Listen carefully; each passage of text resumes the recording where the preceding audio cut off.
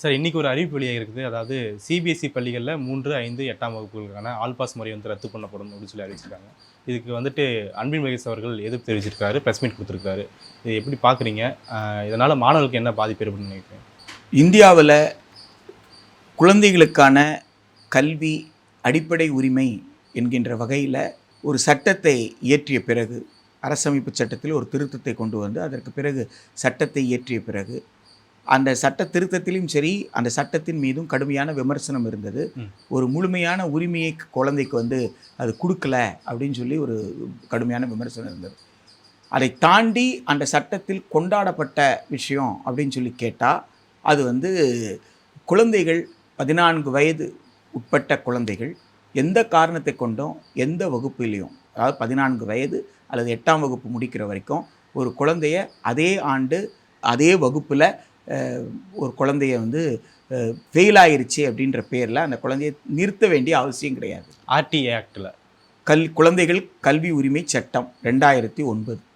அந்த சட்டத்தின் மீது பல்வேறு விமர்சனங்கள் இருந்தால் கூட அந்த சட்டத்தில் எல்லோரும் கொண்டாடிய விஷயம் என்னென்னா, நோ டிடென்ஷன் பாலிசி தான். குழந்தைகளை நீங்கள் வந்து நிறுத்தி வைக்க வேண்டிய அவசியம் இல்லை அப்படின்னு சொல்கிறது தான். அந்த குழந்தை அடுத்தடுத்த வகுப்புக்கு போகலாம் அப்படின்னு சொல்கிறது தான். இப்போது அந்த சட்டத்தில் ஒரு திருத்தத்தை கொண்டு வந்தாங்க. அந்த சட்டத்தில் திருத்தம் கொண்டு வந்து 5ஆம் வகுப்புக்கும் 8ஆம் வகுப்புக்கும் தேர்வு நடத்தி குறைந்தபட்ச மதிப்பெண் பெறலைன்னா உடனடியாக இன்னொரு தேர்வு நடத்தலாம். அதுலேயும் அந்த குழந்தை தேர்ச்சி பெறலைன்னா அந்த குழந்தைய அதே வகுப்பில் மீண்டும் தங்க வைக்கலாம், டீட்டெயின் பண்ணலாம் அப்படின்ற அளவுக்கு திருத்தம் கொண்டு வந்தாங்க. அந்த திருத்தத்துக்கு கடுமையான எதிர்ப்பு வந்தது. இது வந்து குழந்தைகளுடைய உளவியல் மீது நடத்தப்படுற மிகப்பெரிய தாக்குதல். இது எந்த இயரில் சார்? 2018-19 ஆண்டுகளில் அது வந்து நாடாளுமன்றத்தில் சட்ட திருத்தம் வந்து அவங்க கொண்டு வந்தாங்க. அதை ஒட்டி மாநில அரசுகள் வந்து அந்த முயற்சிகள் எடுத்த போது கூட அது கூடாதுன்னு சொல்லி, தமிழ்நாட்டை பொறுத்த வரைக்கும் இல்லை, நாங்கள் வந்து அதை ஏற்றுக்கொள்ள முடியாது அப்படின்னு சொல்லி தமிழ்நாட்டில் பிறப்பிக்கப்பட்ட அரசாணையை கூட நிறுத்தி வச்சாங்க. எனவே தமிழ்நாட்டை பொறுத்த வரைக்கும் கன்சிஸ்டண்ட்டாக, ஏன்னா அந்த சட்ட திருத்தத்திலே மாநில அரசுகள் முடிவு பண்ணலான்ற ஒரு பிரிவு இருந்ததுனால மாநில அரசுகள் வந்து நாங்கள் டீட்டெயின் பண்ண போகிறது இல்லைன்ற தமிழ்நாட்டினுடைய ஒரு தொடர்ச்சியான ஒரு நிலைப்பாடாக இருந்திருக்கு. ஆனால் மத்திய பாடத்திட்டத்தின் கீழ் இயங்கக்கூடிய பள்ளிகள், அது சிபிஎஸ்சியாக இருக்கலாம், அது ஐசிஎஸ்சியாக இருக்கலாம், இந்த பள்ளிக்கூடத்தை பொறுத்த வரைக்கும் ஒன்றிய அரசினுடைய சட்டம், அந்த சட்டத்தின்படி நாங்கள் செய்கிறோம் அப்படின்றது, மாநிலத்தை மதிக்கிறது இல்லை. அவங்க வந்து அவங்களுடைய வாரியத்தினுடைய அனுமதியோடு அந்த வேலையை செய்கிறது அப்படின்றது தான் சிபிஎஸ்சி பள்ளிகள், ஐசிஎஸ்சி பள்ளிகளுடைய நிலைப்பாட்டாக இருந்திருக்கு. குழந்தைய வந்துட்டு 3ஆம் வகுப்பு 5ஆம் வகுப்புலேயே வந்துட்டு நிற்கிறாங்க அப்படின்னா அது கல்வி சூழலை எந்த மாதிரியான ஒரு மாற்றத்தை ஏற்படுத்தும்? அவங்க கல்வி பெறும் வகையில் எந்த மாதிரியான ஒரு மாற்றத்தை ஏற்படுத்தும்? அடிப்படையில் 3ஆம் வகுப்புன்னு சொன்னால் 8 வயசு குழந்தை, 5ஆம் வகுப்புன்னு சொன்னால் 10 வயசு குழந்தை. 8 வயசு குழந்தைக்கு பாஸ்ன்னா என்னன்னு தெரியுமா, ஃபெயிலுன்னா என்னன்னு தெரியுமா அப்படின்றது தான் நம்ம முன்னாடி எழக்கூடிய கேள்வி. ஆனால் என்ன சொல்கிறாங்கன்னா, பெற்றோர்களுக்கு குழந்தைகளுக்கு நாங்கள் அறிவுரை சொல்லுவோம்னு தான் சொல்கிறாங்க கவர்மெண்ட் சார்பா. எப்படி நீங்கள் வந்து அறிவுரை சொல்லுவீங்க? எந்த மாதிரி அறிவுரை சொல்லுவீங்க? உங்களுக்கு யார் அறிவுரை சொல்கிறது? பள்ளிக்கும் ஆசிரியருக்கு யார் அறிவுரை சொல்கிறதுன்னு நான் கேட்குறேன். குழந்தை வந்து எனக்கு எல்லாம் தெரியும்னு சொல்லிட்டா கிளாஸ்க்குள்ளே வந்தது? இந்த குழந்தை படிக்கிறதுக்கு தானே வந்தது. படிக்க வந்த குழந்தைக்கு நான் படிக்க வைக்கிறோம் தானே ஃபீஸ் வாங்கினீங்க. ஃபீஸ் வாங்கிட்டு நீங்கள் ஃபெயிலா, குழந்தை ஃபெயிலா? படிக்க வைக்கிறேன், எங்கள் பள்ளியில் சேர்த்தா அவங்க குழந்தை ஆகச்சிறந்த குழந்தையாக வந்துடும், இங்கே பாருங்கள் இவ்வளோ பேர் எங்கள் பள்ளியில் வந்து டாப்பர்ஸ் இருக்கிறாங்க அப்படின்னு தானே நீங்கள் விளம்பரப்படுத்தினீங்க. பள்ளிக்கூடத்துக்கு விளம்பரமே கொடுக்கக்கூடாது. ஆனால் விளம்பரம் கொடுத்தீங்களே, நீங்கள் விளம்பரம் கொடுத்து நம்ப வச்சிங்கள, நீங்கள் கொடுத்த நம்பிக்கையின் பேரில் தானே சேர்த்துருக்கேன். இப்போ ஃபெயில் நீங்களா குழந்தையா? ஓகே, ஃபெயில் வந்து பள்ளிக்கூடங்க, குழந்தை ஃபெயில் ஆகலைங்க. குழந்தை ஏன் வந்து கற்க முடியல அப்படின்றத கண்டுபிடிக்க முடியாதது ஃபெயிலியர் தானே. எல்கேஜியில் சிக்கல் இருந்திருக்கு, யூகேஜியில் சிக்கல் இருந்திருக்கு, 1ஆம் கிளாஸ்ல இருந்திருக்கு, 2ஆம் கிளாஸ்ல இருந்திருக்கு, 3ஆம் கிளாஸ். 5 வருஷமாக ஃபீஸ் வாங்கியிருக்கிறீங்களே, 5 வருஷமாக உங்களால் முடியல தானே. அப்போ யாருடைய தோல்வி? பள்ளியினுடைய தோல்வி. அது குழந்தைக்கு வெற்றி தோல்வி என்றால் என்னன்னு தெரியாது, குழந்தைக்கு தேர்ச்சியின்மை என்றால் என்னன்னு தெரியாது.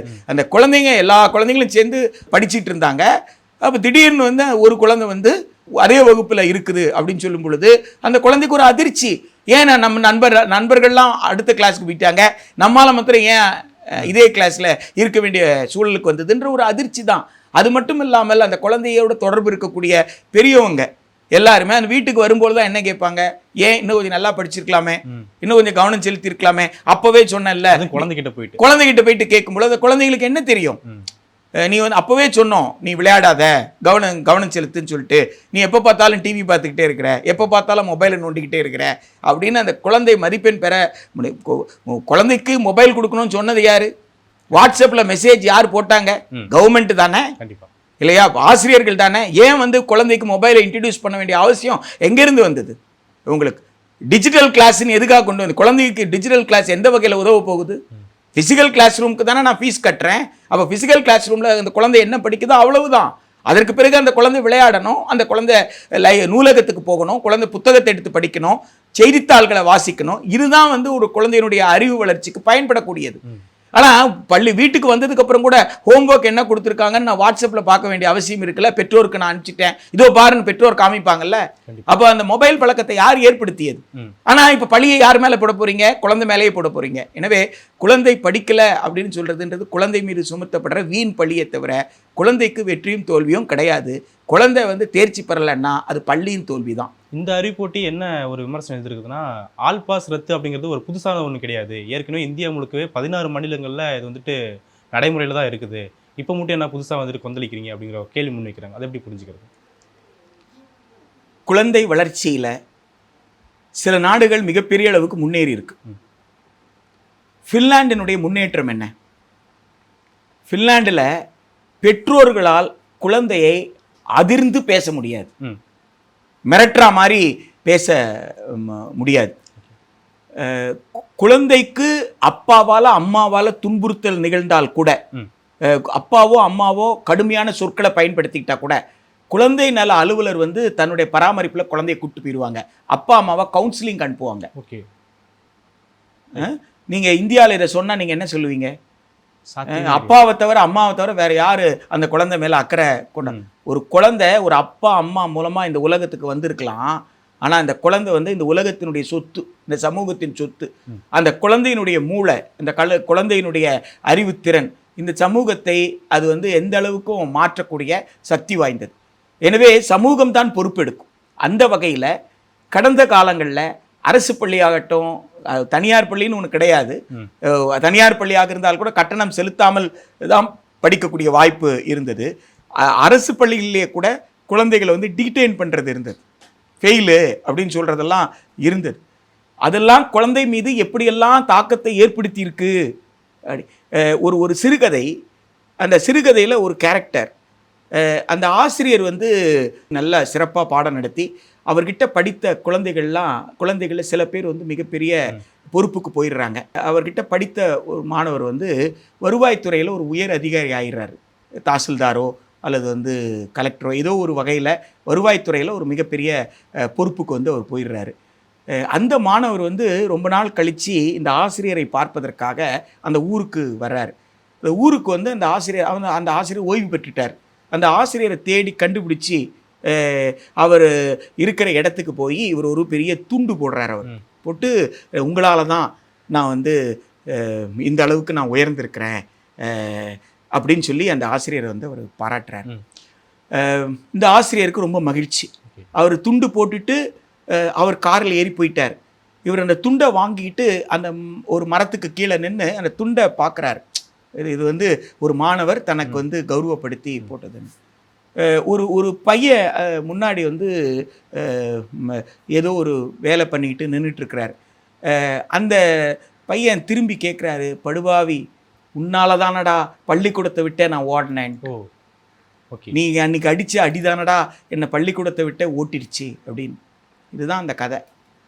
சரியா? அந்த கதையினுடைய மைய விஷயத்தை மட்டும் நான் உங்களுக்கு சொல்லியிருக்கிறேன். இது வந்து இயல்பானது. ஒரு ஆசிரியர் அடித்து ஒருத்தர் வந்து மிகச்சிறந்த ஆளுமையாக வந்தாருன்னு நீங்கள் சொல்லிடலாம். ஆனால் அந்த அடிக்காக பயந்து பள்ளிக்கூடத்துக்குள்ளேயே வராமல் ஓடினவங்க அப்படின்னு பார்த்தீங்கன்னா அதனுடைய எண்ணிக்கை தான் ரொம்ப. அதனால தான் தண்டிக்கக்கூடாதுன்னு சொன்னோம். எப்படி வந்து ஃபிசிக்கல் பனிஷ்மெண்ட், வர்பல் பனிஷ்மெண்ட், கையால் அடிப்பது அல்லது தடியால் அடிப்பது என்பதோ வார்த்தைகளால் தாக்குவதோ என்பதோ, வள்ளுவருக்குள்ள சொல்லுவார்ல, காயம் பட்டா கூட ஆறிடும் ஆனால் சொல்லு ஆறாது அப்படின்னு சொல்லுவார். அந்த வடு போகவே போகாது.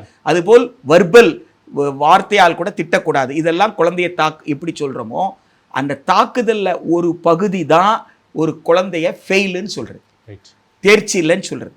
அப்போது இன்னும் சில மாநிலங்கள் அதை கடைபிடிக்குதுன்னா இன்னும் அந்த மாநிலங்கள் வளரலைன்னு அர்த்தம். ஓகே, இந்தியா பின்லாந்து வரைக்கும் வளரலன்னு சொன்னா இந்தியாவுக்குள்ளேயே சில மாநிலங்கள் வளர்ந்துச்சு. அப்ப இந்த ஆல் பாஸ் முறைக்கும் கல்வி கற்றல் சூழலுக்கும் ஒரு சம்மந்தம் இருக்குன்னு சொல்றீங்க? ஆமாங்க, நீங்க கல்வி கொடுக்குற பொறுப்பு எடுத்துக்கிறீங்க, வாய்ப்பு உருவாக்கி கொடுங்க. ஒரு குழந்தைக்கு நீங்க என்ன கொடுக்கணுங்க, வாய்ப்பை தானே உருவாக்கி கொடுக்கணும். ஒரு திரைப்படத்துல தங்க மீன்கள் அப்படின்னு நினைக்கிறேன், அந்த திரைப்படத்துல அந்த அப்பா +2 கூட பாஸ் பண்ணாத அப்பா, அந்த அப்பா அந்த எம்முக்கும் டபிள்யூக்கும் அந்த குழந்தைக்கு வித்தியாசம் சொல்லி கொடுப்பாரு. அந்த குழந்தைய ரெடிக்யூல் பண்ணிக்கிட்டே இருப்பாங்க, எல்லாரும் பார்த்து அந்த குழந்தைய கேலியும் கிண்டலுமா பேசிக்கிட்டே இருக்க நேரத்தில் இந்த அப்பா ஒரு இயல்பாக குளத்துக்களை கூப்பிட்டு போகிறதும், இயல்பாக வந்து அந்த குழந்தைகிட்ட மேலே என்ன இருக்குன்னு பார்க்குறதும், மங்கி மேலே இருக்குது, மங்கி வந்து மேலே இருந்து எதை பார்க்குது, வேர்ல்டை பார்க்குது, மேலே இருந்து பார்த்தா டபிள்யூ இப்படி வரணும், நீ கீழே இருந்து மங்கியை பார்க்குற, அப்போ எம்முன்னா கீழே இருந்து போகணும் அப்படின்னு ஏதோ அவருக்கு தெரிந்த, அவர் புரிந்து கொண்டதிலிருந்து அந்த குழந்தைக்கு எம்முக்கும் டபிள்யூக்கும் வித்தியாசம் சொல்லி கொடுத்துட்டாங்கல்ல. இப்போ வந்து எழுத்தின் வேறுபாட்டை ஜி இருக்கு, கியூ இருக்கு, ஆங்கிலத்தில் ஜி இருக்கு, கியூ இருக்கு. ஜிக்கும் கியூவுக்கும் வித்தியாசம் தெரியாத குழந்தை, எம்முக்கும் டபிள்யூக்கும் வித்தியாசம் தெரியாது. இந்த கன்ஃபியூஷன் இருக்கலாம், இது ஒரு வகையான குறைபாடுன்னு சொல்றாங்க. அப்ப அந்த குறைபாடை இவர் சைக்காலஜி படிக்கலையே. இந்த கதாபாத்திரம் வந்து +2 பள்ளி படிப்பையே முடிக்காத ஒரு கதாபாத்திரம். அப்ப இந்த கதாபாத்திரத்துக்கு இந்த புரிதல் சக்தி இருந்தது இல்ல, இந்த புரிதல் சக்தி உங்களுக்கு பிஎஸ்சி பிஎட் படிச்ச டீச்சருக்கு இல்லையா, இந்த புரிதல் சக்தி பள்ளிக்கூடத்தில் இல்லையா, ஹெட் மாஸ்டருக்கு இல்லையா, பிரின்சிபலுக்கு இல்லையா, என்ன பண்ணிட்டு இருந்தீங்க?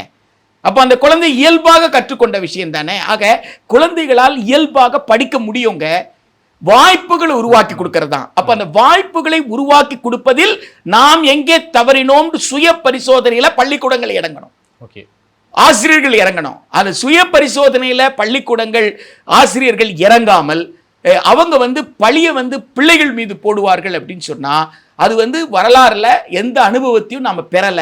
கடந்த காலத்தில் தவறு செய்தோம் என்பது உண்மை, ஆமாம் நாம் தவறு செய்தோம், நாம் செய்தது தவறு, இனி வருங்காலத்திலாவது குழந்தைகளுக்கு அந்த தவறு செய்யக்கூடாது அப்படின்னு சொல்றதா, இல்ல காலங்காலமா இந்த தவறு நடந்துகிட்டு தானே இருக்கு, அப்படித்தானே இவங்கெல்லாம் படிச்சாங்க அப்படின்னு அதே தவறை மீண்டும் செய்வது என்பது ஒரு நாகரீக சமூகத்திற்கு ஏற்புடையதல்ல. ஒரு பண்பாட்டு வளர்ச்சின்னு சொல்றோம்ல, கல்ச்சரல் டெவலப்மெண்ட்னு சொல்றோம்ல, பண்பட்ட சமூகம் அந்த பண்பாட்டில் வளர்ச்சியை காட்டணும். அப்போ பண்பாட்டு முதிர்ச்சி இருக்கு, மெச்சூரிட்டி, கல்ச்சுரல் மெச்சூரிட்டி இருக்கு, கல்ச்சுரல் டெவலப்மெண்ட் இருக்குன்னு சொன்னா அப்போ குழந்தையை பொறுத்த வரைக்கும் நீங்க குழந்தை பருவத்தில் அந்த குழந்தைக்கு தேர்வு என்று ஒன்று நடத்தி அந்த குழந்தையை அதே வகுப்புல தக்க வைக்கிற விஷயம் இருக்கு இல்லைங்களா, அதை நீங்க செய்ய முற்பட மாட்டீங்க. இப்போ சிபிஎஸ்சி பொறுத்த வரைக்கும் சார் வர்க்க சூழலும் வந்துட்டு ஒரு பங்கு செலுத்ததை பார்க்க முடியுது. ஒரு சிலர் என்ன கேள்வி வைக்கிறாங்கன்னா, சிபிஎஸ்சியில் அதிகமானவர் வந்துட்டு பணக்கார பிள்ளைங்க தான் படிக்கிறாங்க, ஒரு வருஷம் போனால் போதுன்னு எக்ஸ்ட்ரா படிக்க வைக்கவங்க முற்படுவாங்க அப்படின்ற ஒரு பார்வை இருக்குது. இன்னொரு பக்கம் பார்க்கும்போது இப்போ தான் வந்துட்டு மிடில் கிளாஸோ நடுத்தர குடும்பத்தினரோ இப்போ தான் வந்து சிபிஎஸ்சி பள்ளிகளை சேர்த்த ஆரம்பிச்சிருக்காங்க. இந்த சூழலில் இதை தடுக்கிறதுக்காக தான் இந்த மாதிரியான விஷயங்கள்லாம் கொண்டு வரப்படுது அப்படின்னு சொல்லி இன்னொரு பார்வை வைக்கப்படுது. இந்த ரெண்டு விஷயத்தை எப்படி புரிஞ்சுக்கிறது? அதாவது நடுத்தர குடும்பங்கள் தான் இப்போ ஏமாற தொடங்கி இருக்கிறாங்க, சரியா, ஏமாற்றப்படுகிறார்கள், இன்னும் நன்றாக ஏமாற்றப்படுவார்கள் அப்படின்னு சொல்கிறது தான். சிபிஎஸ்சி ஐசிஎஸ்சி பள்ளியே ஒரு வணிக நிறுவனம் தானேங்க. நீங்க எந்த ஒரு பள்ளிக்கூடம்னா எந்த பெற்றோராகட்டும் எந்த பொதுமக்களாகட்டும் பள்ளிக்கூடத்திற்குள் அக்கறை கொண்டவர்கள், பள்ளிக்கூடத்திற்குள் அக்கறை கொண்ட யார் வேணாலும் பள்ளிக்கூடத்தில் போய் தலைமை ஆசிரியர் பார்க்கறதுக்கான வாய்ப்பு இருக்கணும்ல, கேட்டை தெரிஞ்சுட்டு போகணும்ல. எந்த சிபிஎஸ்சி பள்ளிக்கூடத்துக்காக நீங்கள் வந்து கேட்டை தெரிஞ்சுக்கிட்டு ஆஃபீஸர் போயிட முடியுமா, பள்ளிக்கல்வி அதிகாரி போயிட முடியும்னா அப்படி என்ன உள்ள நடத்திட்டு இருக்கிறீங்க? அவ்வளோ பெரிய செக்யூரிட்டி என்ன? குழந்தைகளோட பாதுகாப்பு என்பது வேறு, அதற்காக கேட் வச்சிருக்கீங்க, எனக்கு வாட்ச்மேன் வச்சிருக்கீங்க இல்லைங்களா. ஆனா பள்ளிக்கூடத்தில் இருக்க பெற்றோர்களே வந்து டீச்சரை பார்க்கணும், முதல்வரை பார்க்கணும்னா கூட எவ்வளவு பெரிய கடுமையான நடைமுறையில நீங்க வச்சிருக்கீங்க. விண்ணப்பித்தவர்கள்லாம் சேர்த்துக்கிட்டீங்களா? ஒரு 30 சீட்டு தான் இருக்குன்னா 300 விண்ணப்பம் நீங்க கொடுக்கலையா? 100 சீட்டு இருக்குன்னா 1000 விண்ணப்பம் நீங்க வந்து கொடுக்கலையா? விண்ணப்பத்திற்கு என்ன சாதாரணமா விண்ணப்பத்திற்கு எவ்வளவு அச்சிடத்துக்காகதோ அந்த விலையா நீங்க வாங்குனீங்க? 500 ரூபாயிலிருந்து 1000 ரூபாய், 1500, 5000 ரூபாய் அப்ளிகேஷனுக்கு ஃபீஸ், இது இல்லாமல் ரிஜிஸ்ட்ரேஷன் ஃபீஸ், இவ்வளவும் எதுக்காக, இவ்வளோ செக்ஸ் எதுக்கு வச்சிங்க? ஆக யாரிடம் அதிகமாக பணத்தை சுரண்ட முடியும்ன்றது தான் அளவுகோல், தனியார் பள்ளிகளோட அளவுகோல். அட்டை வந்து ரத்தத்தை உறிஞ்சோம்ல, தனக்கு தேவையான அளவு ரத்தத்தை உறிஞ்சி எடுத்துக்குமா? ஒரு அட்டை எப்படி வந்து மனிதர் மீது உட்கார்ந்து ரத்தத்தை உறிஞ்சி அது வந்து பெருக்குமோ, உடல் பெருத்து அது அது ஊதி அது போய் படுத்துருவல, ஒரு மயக்க நிலைக்கு அது போயிடும்ல. அதுபோல் மக்களுடைய சாதாரண இயல்பான நம்பிக்கை, சாதாரண இயல்பான மனிதர்கள் இருக்கக்கூடிய குழந்தையின் மீது இருக்கக்கூடிய அன்பு, அந்த அன்பை காசாக்கிற இடத்துக்கு பேரு தனியார் பள்ளிக்கூடம்ன்றது புரிஞ்சுக்கும். அந்த அன்பை இந்த தனியார் பள்ளிக்கூடங்கள் மெட்ரிகுலேஷனா இருந்தது. தனியார் பள்ளிகள் மெட்ரிகுலேஷனா இருந்த பள்ளிக்கூடங்கள் என்னவா மாறுது? சிபிஎஸ்சியா மாறுது, ஐசிஎஸ்சி. ஏன் மாறிச்சு? மாநில அரசு கட்டுப்பாடுகளை கொண்டு வந்தது. கட்டணத்தை ஒழுங்குபடுத்துவேன் அப்படின்னு சொல்லி சொன்னாங்க. மாநில அரசு எல்லோருக்கும் கல்வி பாடத்திட்டம் என்பது வயதிற்கு தகுந்தாற்போல் அந்த வயதிற்கு உண்டான பாடத்திட்டம் எல்லோருக்கும் சீரா இருக்கணும் அப்படின்னு சொல்லி சொன்னாங்க. அப்போ அந்த பாடத்திட்டம் சீரா இருக்கா? 3 வயது குழந்தை, 5 வயது குழந்தை, 8 வயது குழந்தை, 10 வயது குழந்தை, அந்தந்த வயதிற்கு தகுந்தாற்போல பாடத்திட்டம் இருக்கான்னு பார்க்கறதுக்கு பதிலாக பாடத்திட்டம் எல்லாருக்கும் ஒண்ணுன்னு சொன்ன உடனே ஐயோ அது எப்படி அப்படின்னு கேட்க ஆரம்பிச்சாங்க. அப்போ கற்றல் வாய்ப்பை சமமாக கொடுக்க மறுக்கிறதும், கற்றலில் நாங்கள் வித்தியாசமானவர்கள், தேர்வு முறையில் நாங்கள் வித்தியாசமானவர்கள் என்று சொன்னால்தான் சந்தையில் தாக்கு பிடிக்க முடியும், நம்மால அதிகமான லாபத்தை ஈட்ட முடியும் என்கின்ற வகையில பள்ளிக்கூடத்தை நடத்திட்டு இருந்தவங்க இப்போ அரசு பள்ளிக்கும் அதே பாடத்திட்டம் தான், நமக்கும் அதே பாடத்திட்டம் தான். அரசு பள்ளியில் 500 மார்க் வாங்குறானா அப்புறம் ஏன்டா உனக்கு 5 லட்ச ரூபா கட்டணும் கேள்வி கேட்டுருவான் அப்படின்றதுக்காக 2009 2010க்கு அப்புறம் சிபிஎஸ்சியா மாறினவங்களோட எண்ணிக்கை அதிகம். அது வரைக்கும் மெட்ரிக். அப்ப இதுல இருந்தே உங்களுக்கு என்ன தெரியுது? யாருக்கு சில பேருக்கு தொடக்கத்திலேயே இதுதான்டா லாபம்னு சிபிஎஸ்சியில தொடங்கினவன் இருப்பான். சில பேர் மெட்ரிக் தொடங்கி இல்லப்பா இல்ல கட்டுப்பாட்டு வந்துருச்சு, இது பிரச்சனை இல்லை, அவன் பாரு லாபத்தை எடுத்துக்கிட்டு இருக்கிறான், எனவே அவனை மாதிரி நாமளும் சிபிஎஸ்சியா மாறலாமா. இவங்க பாடத்திட்டத்தின் மீது அக்கறை கொண்டு அல்ல. சிபிஎஸ்சியில படிச்சிருந்தாலும் ஐசிஐசியில படிச்சிருந்தாலும் ஐஐடி ஜாயிண்ட் என்ட்ரன்ஸ் எக்ஸாமுக்கு 60 ஆண்டுகளாக தேர்வு நடக்குது, கோச்சிங் சென்டருக்கு போய் தானங்க. சிபிஎஸ்சி சிறந்த பாடத்திட்டம்னா அப்ப சிபிஎஸ்சியில படிச்சுட்டு நேரா போய் ஐஐடி எழுத வேண்டியது தானே, ஏன் கோச்சிங் சென்டருக்கு அனுப்புனீங்க? அப்போ ஐஐடி ஜேஇ ஆகட்டும் அல்லது இப்போ வந்திருக்கிற நீட் ஆகட்டும், அது எந்த தேர்வாகட்டும், நீங்கள் என்ன செய்ய வேண்டிய அவசியம் இருக்கு? அதற்கு உண்டான பயிற்சி எடுத்துக்க வேண்டிய அவசியம் இருக்குன்னா அப்போ பள்ளிக்கூடமோ பாடத்திட்டமோ கிடையாதுல்ல. அப்போ சிபிஎஸ்சி பள்ளிகள் நீட்டுக்கான கோச்சிங் சென்டரோட டைஅப், ஐஐடி அப்போ ரெட்டை வியாபாரம் இல்லையா உங்களுக்கு? அப்போ இதுல இருந்து நீங்க என்ன புரிஞ்சுக்கணும்?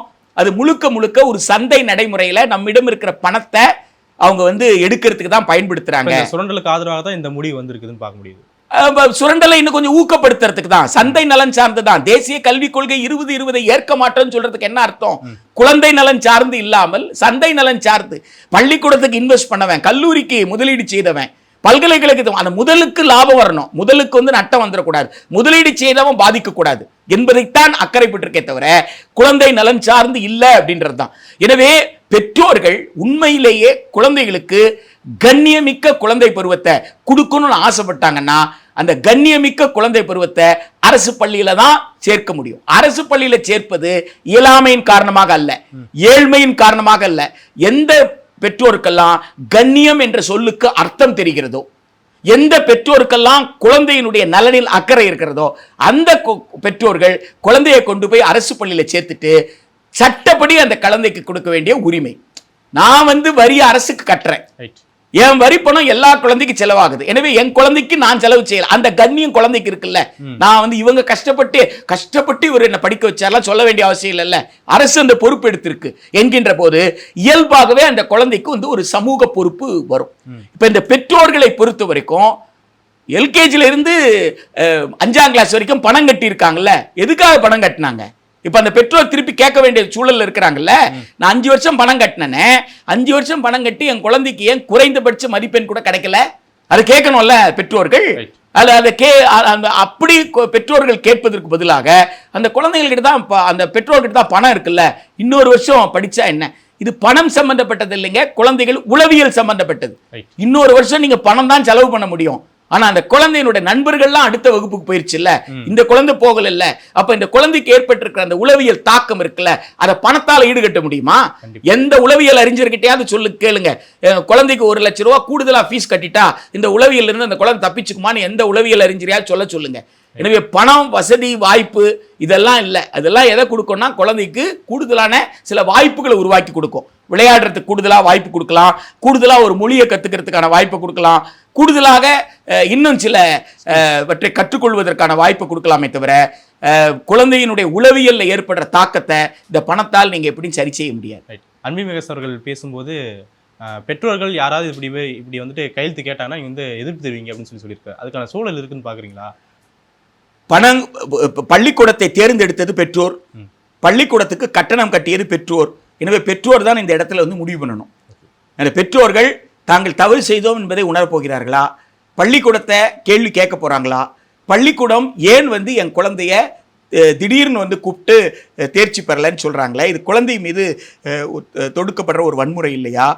இது செய்யக்கூடாதுன்றதுக்கு தானே குழந்தை உரிமை பாதுகாப்பு ஆணையம் மாநில அளவில் இருக்குது.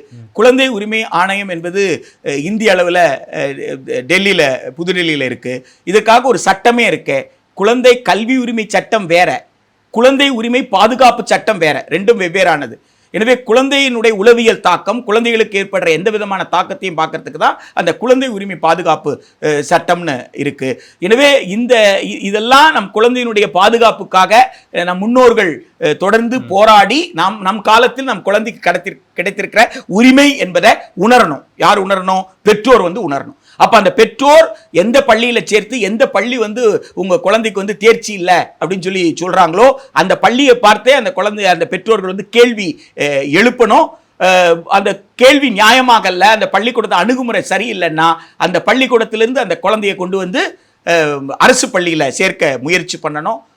இல்லை அந்த பள்ளிக்கூடத்தின் மீது புகார் தெரிவிக்கணும் அப்படின்னு சொல்லி விரும்புகிறாங்கன்னா அந்த பள்ளிக்கூடத்தை பற்றி புகார் தெரிவிக்கணும். ஆக இந்த முடிவு எடுக்கிற இடத்துல யார் இருக்காங்கன்னா பெற்றோர்கள் தான் இருக்காங்க. அந்தந்த பெற்றோருடைய உளவியல் இல்லை, இதை பற்றிலாம் எனக்கு அக்கறை இல்லை, என் குழந்தையினுடைய மனநிலையை விட என் கௌரவம் தான் ரொம்ப பெருசு அப்படின்னு, என்னுடைய ஸ்டேட்டஸ் ரொம்ப முக்கியம் அப்படின்னு சொல்லி பெற்றோர்கள் விரும்புகிறாங்கன்னா அந்த பெற்றோர் ஒரு நுகர்வோராக இருக்கிறார், மனிதராக இருக்கிறாரா என்ற கேள்வி எழுகிறது. எனவே இதில் முடிவெடுக்க வேண்டிய இடத்துல யார் இருக்காங்கன்னா பெற்றோர்கள் தான் இருக்கிறாங்க. ஆனால் சமூகமாக, அரசாக ஒருத்தர் சிந்திக்கணும்னு சொன்னால் இந்த கௌரவத்தை வச்சு பெற்றோரை வச்சுலாம் முடிவெடுக்க முடியாது.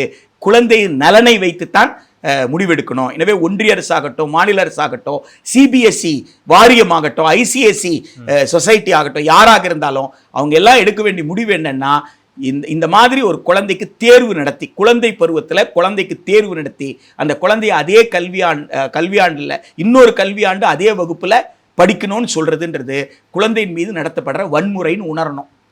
உலகத்தில் பல நாடுகளில் ஏற்படுற மிக முக்கியமான மாற்றமே குழந்தைகளுக்கு இத்தகைய வன்முறையில் இருக்கிற விடுதலை கொடுக்கறது தான், குழந்தைகளுக்கு படிக்கிற. எனவே அதை உணர்ந்து நாமும் வளர்ந்த சமூகம் என்பது உண்மை என்று சொன்னால், நாமும் பண்பாட்டு ரீதியில் வளர்ந்திருக்கிறோம் என்பது உண்மை என்று சொன்னால், இந்த பொறுப்பை இந்த சிபிஎஸ்சியே சொல்லணும், நீங்கள் அப்படிலாம் வந்து டீடைன் பண்ணாதீங்க அப்படின்ற அறிவுறுத்தலை. அதே அந்த குழந்தைய வந்து அதே வகுப்பில் தங்க வைக்காதீங்க, அடுத்த வகுப்புக்கு அனுப்புங்க என்று சிபிஎஸ்சியை சொல்லணும், ஒன்றிய அரசும் சொல்லணும். இதை அரசுகள் செய்ய வேண்டும் என்ற கோரிக்கையை தான் நம்ம அரசிடம் வைக்க முடியும். பெற்றோர்களை பொறுத்த வரைக்கும் குழந்தை நலனில் அக்கறை வைத்து உங்கள் குழந்தையை மையப்படுத்தி முடிவெடுங்க, வேற எந்த காரணத்தை கொண்டோ நீங்கள் உங்கள் முடிவை எடுக்காதீங்க அப்படின்றத நம்ம சொல்லணும். ஓகே, நிறைய விஷயங்கள் பதிந்தீங்க சார், மிக்க நன்றி.